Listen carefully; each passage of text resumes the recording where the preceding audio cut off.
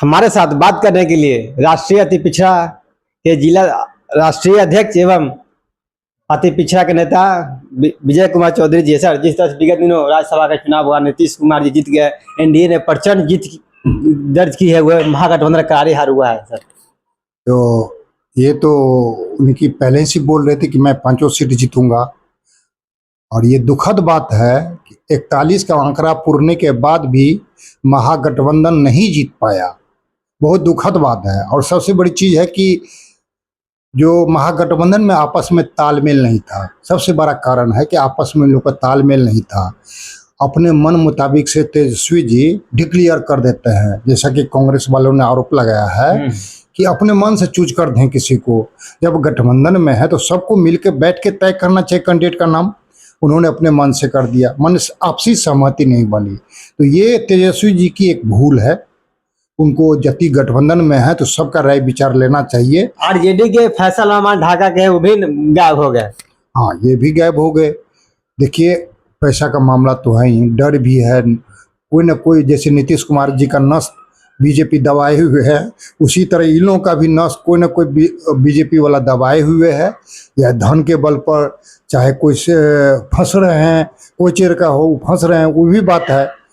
तो ये बात तो है ही, ये तो हर एक राज्यसभा में होता है, पैसा धन बल का उपयोग होता है, तो ये होता ही है। लेकिन इसमें खासियत ये है, ये माने आरजेडी और कांग्रेस के बीच अंदरूनी जो तालमेल नहीं है उसको दिखा रहा है। जो कांग्रेस विधायक है मनोज विश्वास फार्मेसी के हमसे बात की इंटरव्यू में कहना है कि हमारे प्रदेश अध्यक्ष को मान सम्मान नहीं दिया गया।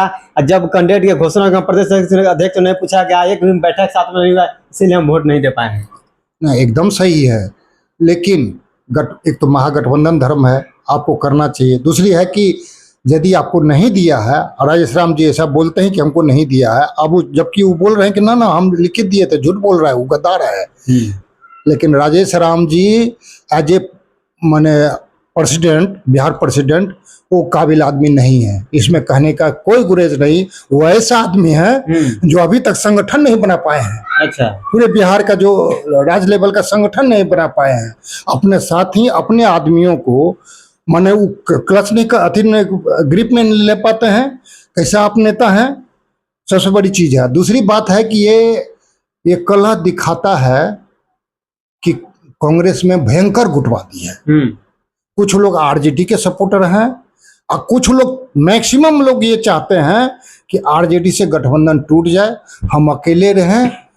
इस साजिश का नतीजा है। उसमें कुछ हमारे प्रबुद्ध जो है, जो अपने आप को बहुत लीडर बड़ा समझते हैं, उन लोगों की महत्वपूर्ण भूमिका रही है। खास करके पप्पू यादव जी का। पप्पू यादव जी माने इसका मेन रोल किया है, चूंकि मनोज विश्वास जो है पप्पू जी का मेन आदमी है। अच्छा। वो जो कहते सो करता हूँ, उन्हीं के बल पर टिकट मिला था। जब आप टिकट दे रहे हैं किसी के पैरवी पर, किसी के पैसा पर, धन बल पर, और किसी भी पार्टी, बिना विचार सिद्धांतहीन आदमी को आप दे देते हैं। कल बीजेपी में था, कल कोई जदयू में था, कोई आरजेडी में था, उसको लेकर के टिकट दे रहे हैं, अपने कार्यकर्ता को नहीं दे रहे हैं, तो आप कैसा पार्टी है भाई? तू आपके साथ धोखा करेगा ही। कोई गलत नहीं किया, आपके साथ ऐसा ही होना चाहिए। इसीलिए ये प्रजातंत्र में दुखद घटना है, ऐसा नहीं होना चाहिए। हम लोग इसके विरोधी हैं। हम लोग चाहते थे कि महागठबंधन का उम्मीदवार जीते, लेकिन जो प्रक्रिया तेजस्वी जी ने अपनाया वो भी गलत है, और कांग्रेस जो अभी पॉलिसी चल रही है वो भी गलत है। इसीलिए ये परिणाम देखने को मिला है। साथ ही हमारे जो विधायक हैं वो भी नकारा ही है, समझ नहीं है।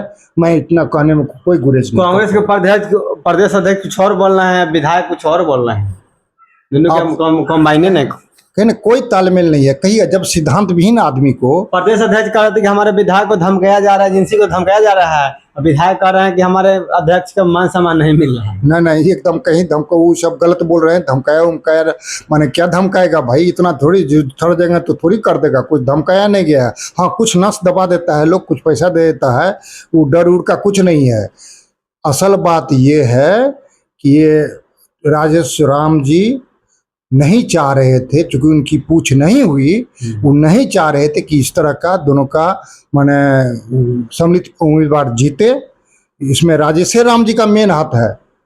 और माने इतने अति हैं वो, माने स्पष्टवादी नहीं है, क्लियर बोलना चाहिए।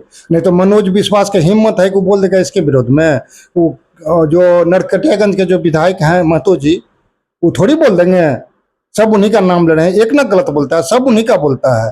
तो उसको क्या कहते हैं, मनोहर सिंह भी यही बात बोल रहे हैं, तो सब बोल रहे हैं आप ही राजा हरिश्चंद्र हो गए।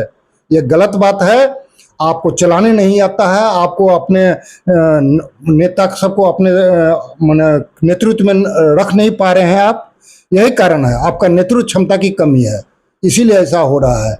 राहुल जी जैसे सज्जन आदमी को आप लोगों की नकारात्मक छवि के कारण, नकारापन के कारण उनको बदनामी झेलना पड़ रहा है। तो इसीलिए हम चाहेंगे कि थोड़ा सा राजेश राम जी अपने आप को सुधारिए।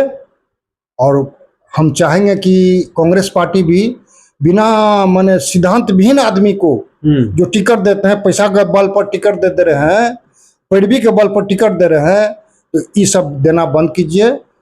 पार्टी के कैडर को पहचानिए और दूसरे पार्टी से जो आते हैं तो उसको थोड़ा सा समय दीजिए, उसके बाद कुछ कीजिए, लेकिन सिद्धांत विहीन आदमी को मत दीजिए। इतना ही मैं कहना चाहूँगा। राज्यसभा का चुनाव खत्म होगा, नतीजा भी आ चुका है। हमारे साथ है विजय कुमार चौधरी, राष्ट्रीय अध्यक्ष, राष्ट्रीय अति पिछड़ा संघर्ष मोर्चा के राष्ट्रीय अध्यक्ष। जो सुन रहे थे वीडियो कैसा लगा आप अपना कमेंट कीजिए, वीडियो को लाइक और सब्सक्राइब करने के लिए धन्यवाद।